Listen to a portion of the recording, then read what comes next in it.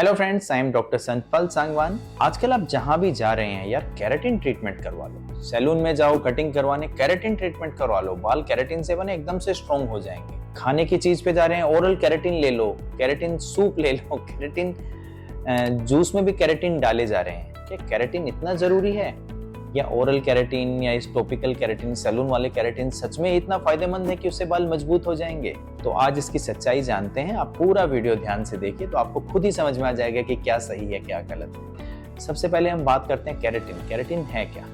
Keratin हमारा एक basic structural protein है, जो कि एक फाइब्रस प्रोटीन है बेसिकली, जो कि हमारा मेन बिल्डिंग ब्लॉक है हेयर, नेल और स्किन का। हेयर में तो 85 to 90% जो प्रोटीन है वो केराटिन ही है। अब ये केराटिन दो तरह का होता है, हार्ड केराटिन और सॉफ्ट केराटिन।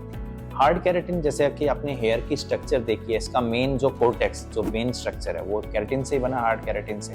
और बाहर वाली लेयर क्यूटिकल, ये भी केराटिन से बनी है। तीसरा सॉफ्ट केराटिन जो है वो सिर्फ इनर मेडुला में, जो कि कुछ बालों में होता है, इनर मोस्ट पार्ट, उसमें रहता है। इसका कोई ज्यादा रोल नहीं है, बेसिकली मॉइस्चर को रिटेन करने में थोड़ा बहुत ये हेल्प करता है।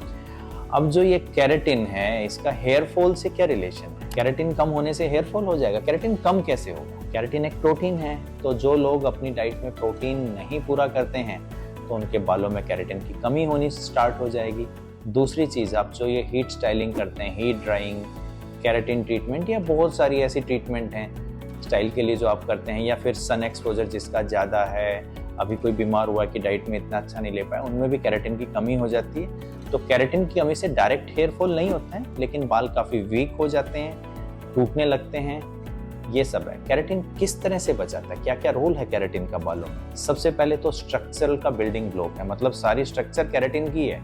ये वीक हुआ तो बाल बड़ा ही जल्दी टूट जाएगा, बिल्कुल स्टेबल नहीं रहेगा।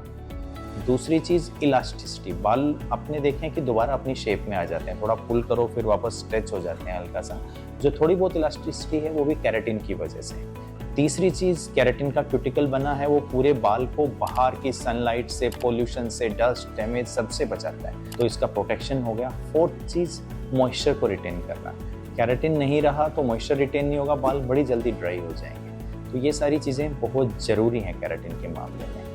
अब बात करेंगे केराटिन पूरा कैसे किया जाए। सबसे पहले टॉपिकल केराटिन के शैम्पू या कंडीशनर आते हैं या सीरम्स आते हैं जिनमें केराटिन होता है, डेफिनेटली ये हेल्पफुल है।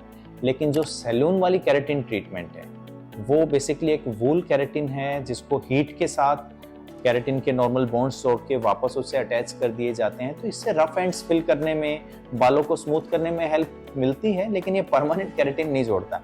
कुछ टाइम बाद वो वापस उसी शेप में आ जाएंगे और नए जो बाल आएंगे उनमें थोड़ी ना वो जुड़ा होगा। तो ज़्यादा अच्छा है कि आप ओरली स्टार्ट कीजिए। और केराटिन, अब बहुत से प्रोडक्ट हैं मार्केट में, आज मैं भी देख रहा हूँ कि ओरल केराटिन लीजिए, ये लीजिए। ओरल केराटिन आप समझिए, एक तो केराटिन डायरेक्ट एब्जॉर्ब नहीं हो सकता, बहुत बड़ा प्रोटीन है, तो इसे वापस अमीनो एसिड में तोड़ना पड़ेगा, फिर ये जाके एब्जॉर्ब होगा। तो इसके लिए क्या अच्छे अल्टरनेटिव हैं?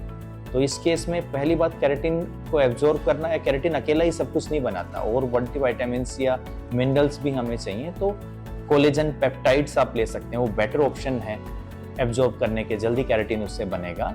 या फिर इसके साथ आपको multiple amino acids, multiple vitamins like B12, biotin, B6, ये सब भी आपको लेने चाहिए। और important minerals like copper, zinc, selenium, ये सब मिलके ही केराटिन को कम्प्लीटली बनाते हैं, जो एंजाइम एक्ट करते हैं। तो अब आप समझ गए कि ओरल केराटिन का इतना फायदा नहीं है, जबकि ये कॉम्बिनेशन मल्टीविटामिन और कोलेजन पेप्टाइड लीजिए। और जो सैलून की केराटिन ट्रीटमेंट है, डेफिनेटली वो स्ट्रेटनर अच्छा थोड़ा स्मूथ दे देती है टेम्परेरी, लेकिन बहुत रेगुलर कराएंगे तो नेचुरल केराटिन को तो वो उड़ा ही देगी।